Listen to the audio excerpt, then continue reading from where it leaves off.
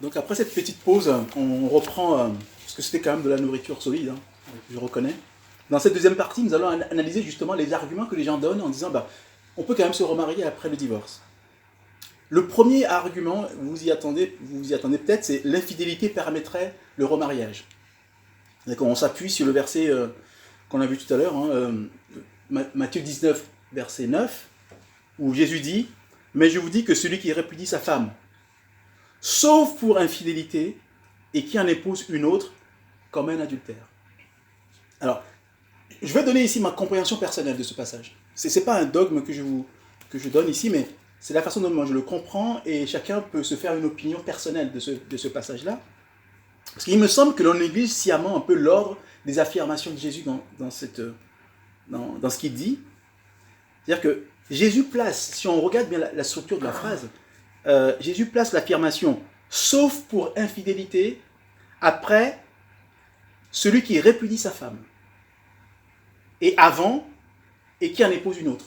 Enfin, pour moi, l'ordre est important. C'est-à-dire, pour moi, il est évident que dans ce verset, le Seigneur condamne aussi bien le divorce que le remariage. Sauf pour infidélité. Il ne condamne pas le divorce. Il permet qu'on se sépare quand il y a infidélité. Donc il ne condamne pas ça. Impudicité, du coup. Ou impudicité, voilà. Enfin, moi, j'ai repris le texte comme on le trouve souvent, mais c'est plutôt l'impudicité. Si quelqu'un commet l'impudicité, on a le droit de... C'est-à-dire que, par exemple, si j'apprends que ma femme va coucher avec un animal, j'ai le droit de me séparer. C'est ça, enfin, toutes les pratiques illicites, Jésus dit, voilà, c'est le mot plutôt pornéa qui couvre beaucoup de choses. Voilà, c'est ce qu'on appelle la zoophilie. Hein. Elle va pratiquer de la zoophilie, hop, j'apprends ça, je dis non, je me sépare de toi. Donc Jésus condamne, pour moi, Jésus condamne le remariage. Enfin, il considère qu'il y a adultère. Pour moi, l'exception qui est faite pour cause d'infidélité ne s'applique pas à la possibilité de se remarier, mais ne s'applique qu'à la possibilité de divorcer. C'est comme ça que je le comprends. Il est clair que dans ce même verset, que ce même verset n'aurait pas du tout la même signification s'il était écrit de cette façon-là. Je change volontairement l'ordre des affirmations. Si Jésus avait dit « Mais je vous dis que celui qui répudie sa femme et qui en épouse une autre commet un adultère, sauf pour infidélité. » Donc l'infidélité dans ce moment-là ne concernerait que l'adultère. Enfin, la possibilité... Enfin, je relis la phrase. « Mais je vous dis que celui qui répudie sa femme et qui en épouse une autre commet un adultère, sauf pour infidélité. » Dans ce dernier cas, l'exception pour cause d'infidélité concernerait à la fois le divorce et le remariage. C'est-à-dire qu'on le place à la fin, une fois qu'on a cité les choses. Alors que dans la parole de Jésus, elle ne concerne que le divorce. En d'autres termes, le Seigneur n'envisage qu'une seule raison pour le divorce, l'infidélité ou l'impudicité, de manière plus générale. Mais cette séparation n'entraîne pas l'annulation de l'alliance du mariage, et donc pas la permission de se remarier. D'accord ? Sinon, cette alliance ne serait plus selon le modèle de l'alliance de Dieu, que Dieu a faite avec son peuple, ou l'alliance qu'il a faite avec Abraham, ou l'alliance qui, nous l'avons vu, est perpétuelle, malgré l'infidélité de l'Église. Parfois, l'Église est infidèle, mais Dieu ne divorce pas. Donc, on voit bien que Dieu n'a jamais envisagé de se remarier avec une autre épouse. Ça, c'est vraiment important. Donc, on a une image. Notre modèle, c'est Dieu et son épouse. Donc, il n'y a pas de contradiction en fait entre l'interprétation d'un passage. C'est-à-dire que il faut qu'on prenne, quand on interprète la Bible, il faut toujours la prendre dans sa globalité. Et non juste un passage. Il faut voir l'ensemble de la révélation biblique.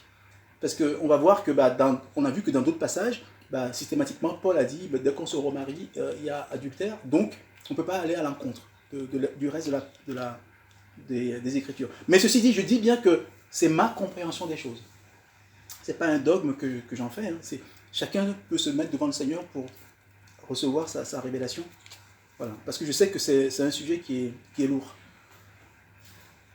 La deuxième raison que l'on donne, souvent pour dire qu'on peut se remarier, c'est que le chrétien ne serait pas lié à son conjoint ou sa conjointe non croyant. Pourquoi? On cite un passage dans 1 Corinthiens chapitre 7, versets 12 à 16. Paul écrit aux autres, en plus Paul va préciser que c'est lui qui donne un avis. Aux autres, ce n'est pas le Seigneur, c'est moi qui dis, si un frère a une femme non croyante et qu'elle consente à habiter avec lui, qu'il ne la répudie point. Et si une femme a un mari non croyant et qu'il consente à habiter avec elle, qu'elle ne répudie point son mari. Car le mari non croyant est sanctifié par la femme, et la femme non croyante est sanctifiée par le mari, par le frère.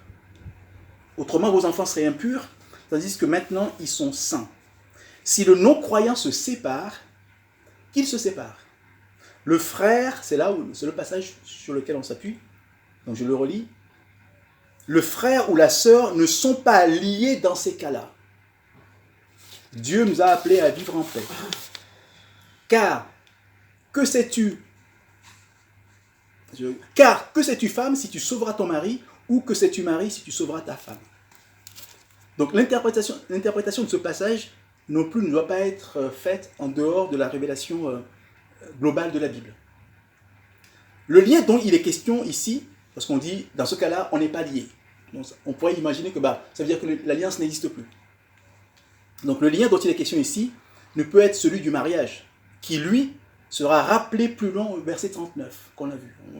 On lira le verset 29, on l'a déjà lu. Le mot grec qui est traduit par lié au verset 15 n'est pas le même que celui au verset 39. Et ce n'est pas pour rien qu'on n'a pas utilisé le même mot.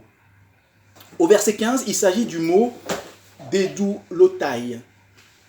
Être asservi, ça veut dire être asservi ou être esclave. Lié comme un esclave, asservi. Tandis qu'au verset 39, où Paul dit « Une femme est liée aussi longtemps que son mari est vivant », donc c'est un autre mot, le mot traduit par lié est détail. Être attaché, être enchaîné. Là, il n'y a plus de notion d'esclavage ou d'asservissement. C'est vraiment deux mots différents. Donc les conjoints ne sont pas asservis l'un à l'autre, mais ils sont attachés. C'est ça qui est... C'est pas la même chose. Ainsi, il n'y a aucune contradiction en fait entre les versets apparemment contradictoires. D'un côté, on dit on n'est plus lié, et puis de l'autre, on est lié. Mais ce n'est pas la même liaison. Il y a d'un côté l'asservissement, et puis de l'autre, l'attachement ou l'alliance. Voilà. Donc, la parole du Seigneur ne se contredit pas. En réalité, on a l'impression qu'il y a une contradiction, mais à propos de l'indissolubilité du mariage, on a toujours la même pensée du Seigneur, c'est que le mariage est indissoluble. Le mariage est perpétuel. Voilà. Pour cette raison qu'on donne. Parfois on dit « Ah oui, mais je peux me séparer, me remarier parce que mon conjoint était non-croyant. » Oui, une question. Du coup, la personne non-croyante peut refaire sa vie parce que c'est un peu propre, mais le croyant n'a pas le droit de refaire sa vie. Ah non. Le mariage, en fait, qu'on soit croyant ou pas, c'est l'alliance, pour Dieu, c'est la même chose. Hein. Mais dans Corinthiens, on ne parle pas de mariage. Quand on parle de non-croyant, on dit habiter avec. C'est pas le mot mariage qui est Non, c'est parce qu'ils étaient mariés avant. Tu ne peux pas habiter avec. Oui. Ils n'ont pas employé le mot mariage dans... Parce qu'en fait, le mariage ne concerne pas que les croyants. Ça concerne tout le monde. Sauf que tu peux être marié et croyant et marié pas croyant, mais voilà. Quand Paul parle ici on lui a adressé une lettre en fait concernant les choses pratiques dans l'Église. Et donc lui il traite la question sans considérer que l'on soit croyant ou pas. Après il va dire quand on est croyant qu'est-ce qui se passe, mais le mariage, Dieu ne fait pas de distinction entre un enfant de Dieu et un païen. Donc les gens dans le monde, quand ils divorcent ou se remarient, tout ça, ils sont sous exactement la même loi de Dieu. Ils ne savent pas, ils ne connaissent pas les lois de Dieu, mais Dieu ne change pas sa loi en fonction de ce qu'on est. Voilà. Maintenant, j'aimerais qu'on voit une troisième raison, voilà un troisième argument que l'on donne, c'est qu'on dit que le chrétien est dégagé de la loi. Le chrétien est dégagé de la loi. Alors, pourquoi on fait allusion à ça? C'est parce que on a lu tout à l'heure un passage de Romains 7.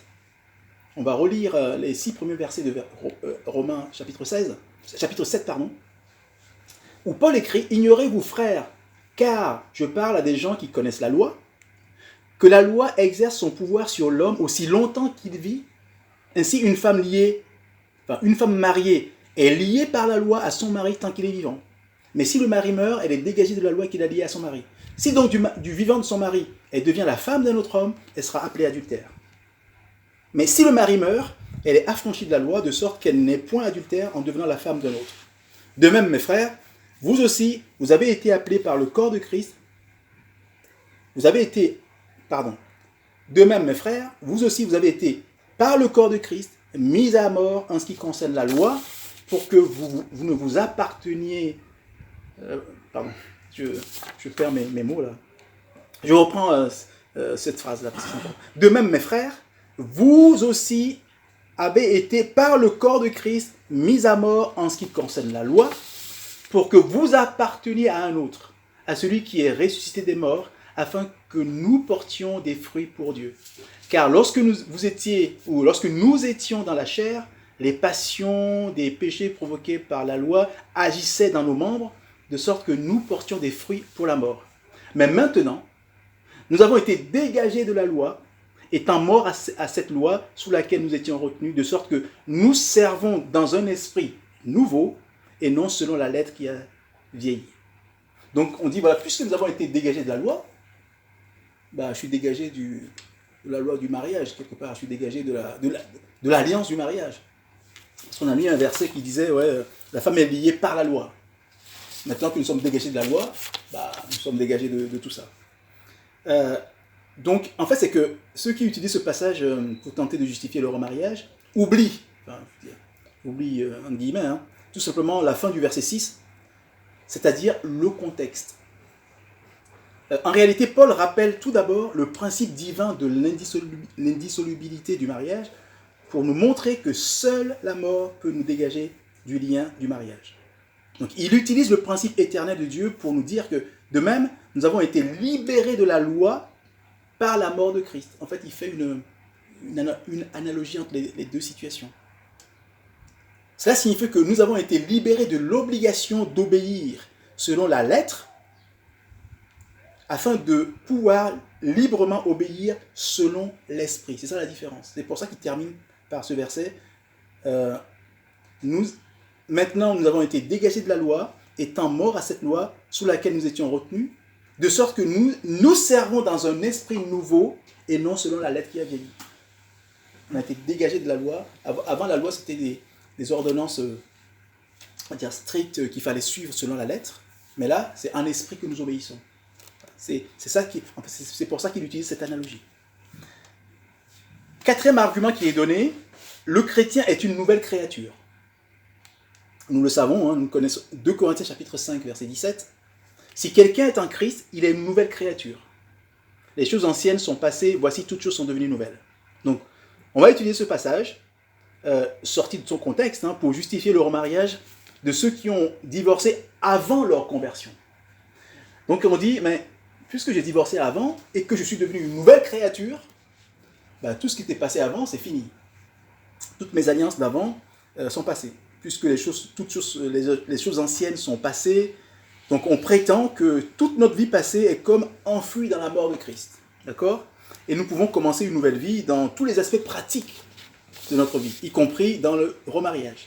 Donc tous nos engagements passés, pris avant notre conversion, sont annulés. Alors ça veut dire que si je devais de l'argent à quelqu'un, j'ai plus besoin de rembourser puisque je suis devenu une nouvelle créature. Si j'ai commis un crime, qu'on vient m'arrêter, je dis mais non, c'est pas moi, c'était une autre créature. Oui, c'est-à-dire qu'en fait on se dégage de tout ce qui s'est passé avant parce que je suis devenu une nouvelle créature. Non. Dans l'aspect pratique, en fait, ce n'est pas ça. Il ne nous est pas permis de raisonner ainsi. Ce verset ne peut être pris que sur le plan spirituel et non sur le plan pratique. Il concerne notre vie de péché passé et notre nouvelle naissance spirituelle. C'est ça la nouvelle créature qu'on est devenue. Ce verset signifie que dans notre esprit, nous devenons une créature entièrement nouvelle, mais sur le plan spirituel. C'est-à-dire que notre esprit régénéré échappe dorénavant à la malédiction héritée de nos ancêtres depuis la chute d'Adam. Donc nous devenons en esprit un fils de Dieu ou une fille de Dieu, participant à sa nature divine. C'est ce que ça signifie. Tous nos péchés passés sont effacés. C'est sûr. Mais cela ne signifie nullement que l'alliance du mariage que nous avions conclue avant notre conversion soit annulée, ou que le divorce que nous avons obtenu avant notre conversion soit valide sur le plan spirituel. Bien au contraire, Cela signifie maintenant que nous sommes devenus une nouvelle créature en Christ, que nous pouvons, que nous pouvons réintégrer le plan parfait de Dieu que nous ne connaissions pas, et que nous pouvons à présent entrer dans la volonté parfaite de Dieu pour nous. C'est ça. Nous allons pouvoir, par l'Esprit nouveau que nous avons reçu, et par la présence de l'Esprit de Dieu qui est en nous, tout ce qui nous était impossible de faire avant, nous allons pouvoir le faire. Parce que quand nous étions perdus dans la chair, il y avait des choses que nous n'arrivions pas à faire. Mais l'Esprit nouveau va nous permettre de faire certaines choses.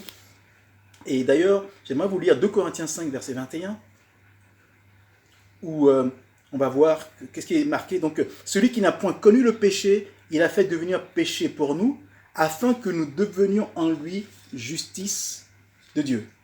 Pourquoi? Parce qu'à présent, nous sommes devenus en Christ la justice même de Dieu. C'est vraiment fort.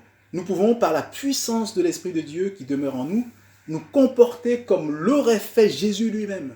En fait, c'est ça que ça signifie. Dans notre situation actuelle, nous pouvons faire les choses comme Jésus l'aurait fait.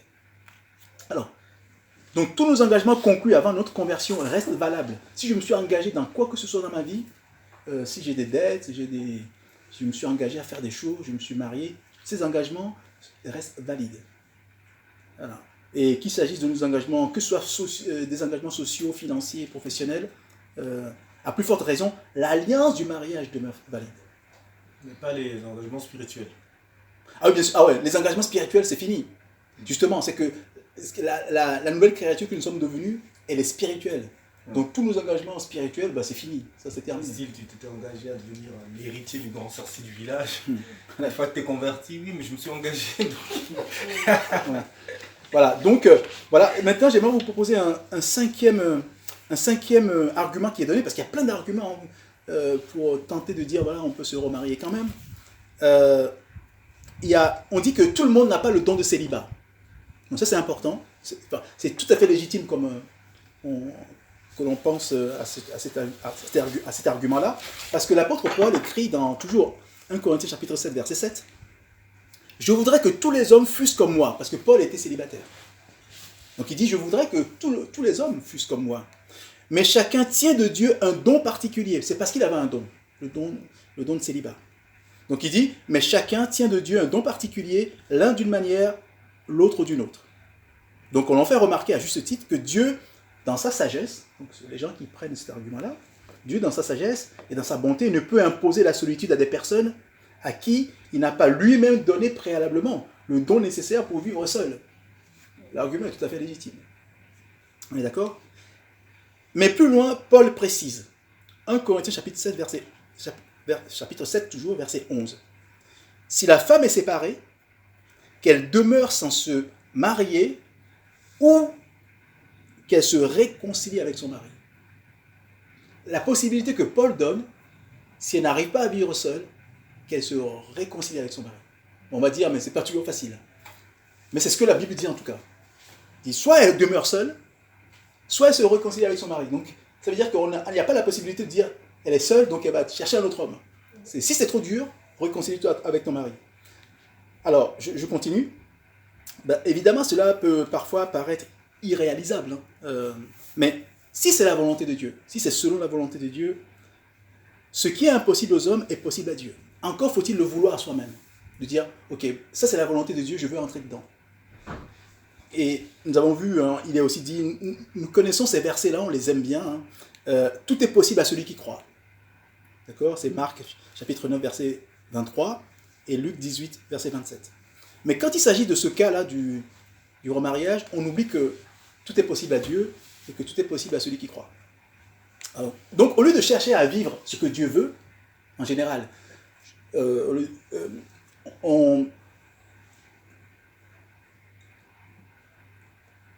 plutôt je dirais, au lieu de chercher à vivre ce qui nous semble possible, ne devrions-nous pas plutôt chercher d'abord, et sincèrement, à la volonté de Dieu et ensuite essayer de vivre cette volonté. Je ne sais pas si vous comprenez ce que je veux dire. Donc souvent nous disons, je vais d'abord chercher ce qui est possible et je vais le vivre.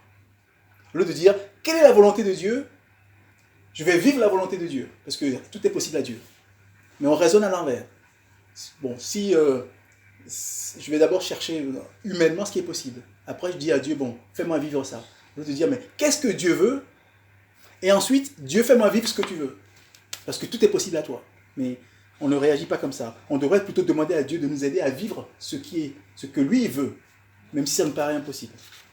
Et c'est pour ça qu'on a aussi ce verset que nous connaissons bien, Matthieu chapitre 6, verset 33. Cherchez premièrement le royaume de Dieu et sa justice.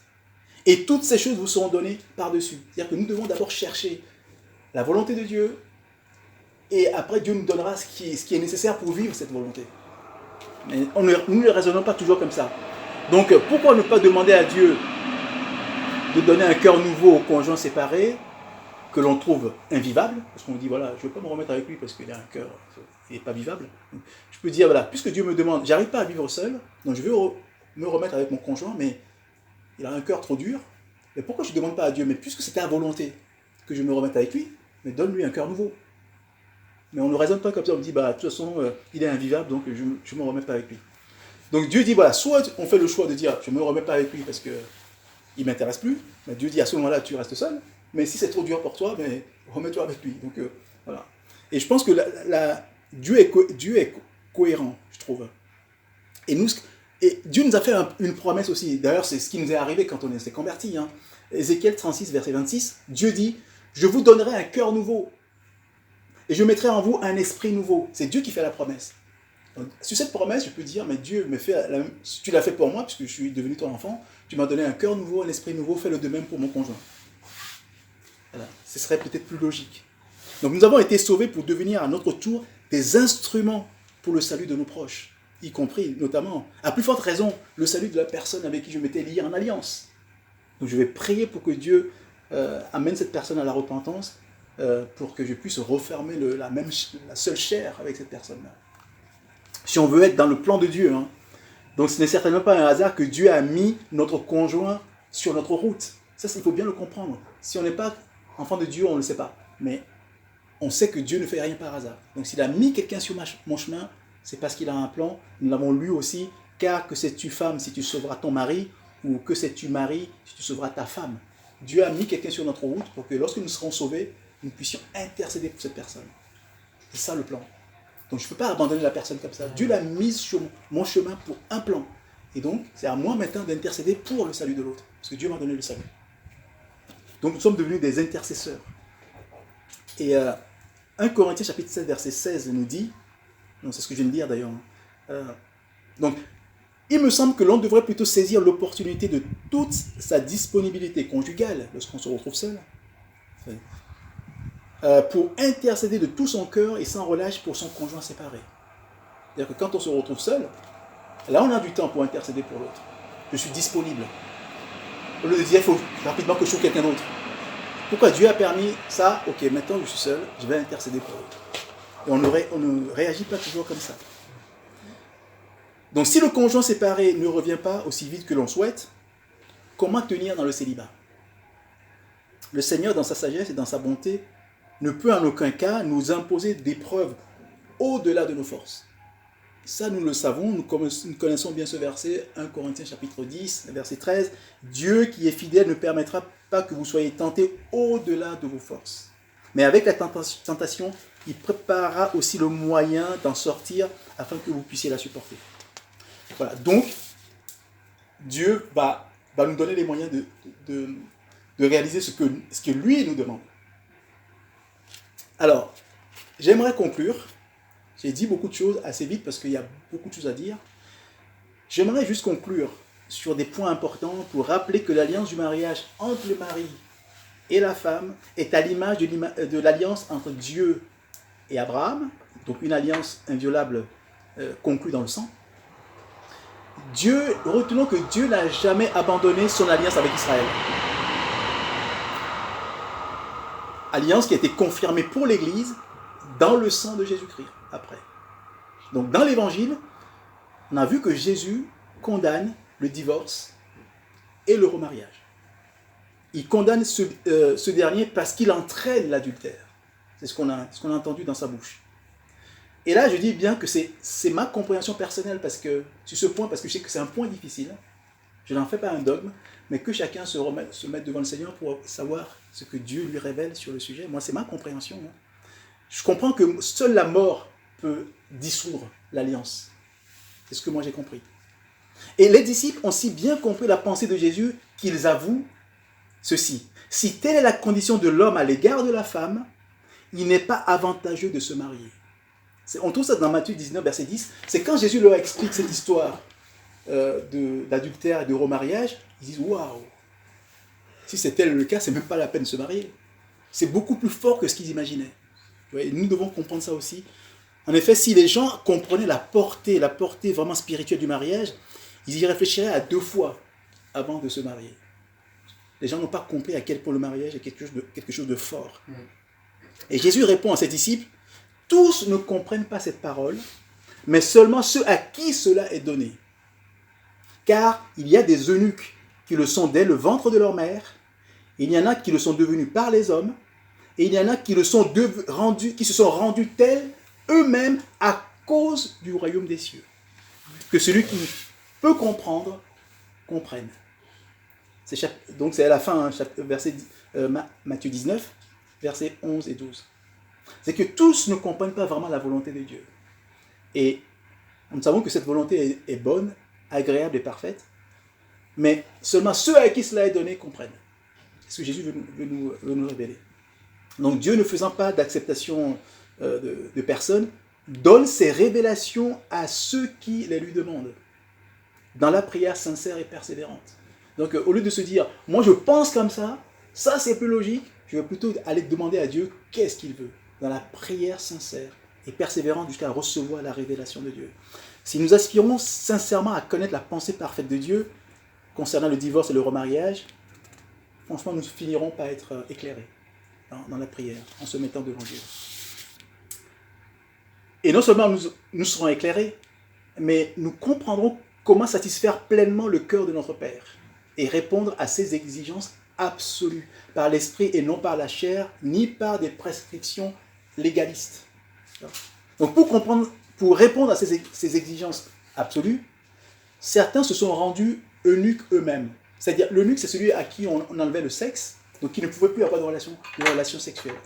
Et donc Jésus dit, il y a des gens qui sont rendus eunuques pour le royaume, c'est-à-dire qu'ils sont interdits toute relation sexuelle pour le royaume. Et il parle de ça au moment du remariage et du divorce. Donc on comprend qu'il y a une logique. Et donc, manifestement, ce sont les divorcés qui se sont volontairement privés de toute relation sexuelle afin d'obéir aux exigences du royaume de Dieu. Il est clair que dans ce cas, le Seigneur fait bénéficier à ses eunuques volontaires de toute sa puissance, de toute la puissance de sa grâce, afin qu'ils puissent tenir par la foi dans leur résolution. Cela ne peut être le cas que de chrétiens qui marchent par l'esprit dans une pleine crucifixion de la chair. Tout devient possible dans la nouvelle alliance pour un chrétien né d'en haut, rempli de l'esprit et marchant par l'esprit. Voilà, j'aimerais terminer par un petit témoignage personnel. Ce sera juste vraiment la fin. Des gens me posent la question souvent, quand on me regarde, on me dit, mais pourquoi est-ce que je porte toujours mon alliance et sachant que je suis séparé, ma femme m'a quitté, et pourquoi je ne me remarie pas? C'est une question qu'on me pose assez souvent. Au début, quand je ne connaissais pas trop la parole de Dieu, j'ai essayé de refaire une relation, mais je ne trouvais pas la paix, et quand j'ai compris les choses et que j'ai pris la résolution de ne pas me remarier, c'est à ce moment-là que j'ai trouvé la paix. Et j'ai vraiment trouvé une paix intérieure par rapport à ça, et en faisant le choix du célibat. Mais ceci dit, comme je le disais, il faut un don pour ça. Donc j'ai demandé au Seigneur de me préparer le moyen de supporter la tentation, comme on l'a lu tout à l'heure. Et voici la prière que j'ai faite à ce moment-là. Enfin, juste une petite partie où j'ai dit, Père, si ma décision est selon ta volonté, donne-moi le don de célibat. C'est la simple prière que j'ai faite à Dieu. Et je peux vous assurer qu'il m'a exaucé, il m'a donné ce don, et c'est comme ça que j'ai trouvé la paix. Et donc, j'aimerais aussi vous rappeler, dans ce témoignage personnel, l'engagement que j'avais pris envers ma femme concernant notre alliance de mariage. Je lui ai dit, je te donne cette alliance, signe que je tiens à toi pour toujours. Dieu en est témoin. Je m'engage pour la vie et sans condition à rester lié à toi dans le bonheur et surtout dans toutes les difficultés que nous pourrons rencontrer. C'est ce que je lui ai dit. J'avais insisté sur toutes les difficultés. Et sans condition inclut l'infidélité de ma femme, la séparation, les enfants illégitimes et les choses que je n'avais même pas encore imaginées. Mais c'est vraiment ce que je disais dans mon cœur. J'avais compris ce que c'était que le mariage. Et voici, pour terminer, quelques passages sur lesquels je m'appuie. Ce passage des Écritures. Le psaume 50, verset 14. « Offre pour sacrifice à Dieu des actions de grâce et accomplis tes vœux envers le Très-Haut. » J'avais fait des vœux en prenant Dieu comme témoin. Ecclésiaste chapitre 5, versets 4 et 5. « Lorsque tu as fait un vœu à Dieu, ne tarde pas à l'accomplir, car il n'aime pas les insensés. Accomplis le vœu que tu as fait. Mieux vaut pour toi ne point faire de vœu que d'en faire un et de ne pas l'accomplir. » Proverbe 20, verset 25. « C'est un piège pour l'homme que de prendre à la légère un engagement sacré et de ne réfléchir qu'après avoir fait un vœu. » Et dernier passage que j'aimerais vous laisser, c'est le psaume 116, verset 14. « J'accomplirai mes vœux envers l'Éternel en présence de tout son peuple. » Amen. Que Dieu vous bénisse. Merci aussi.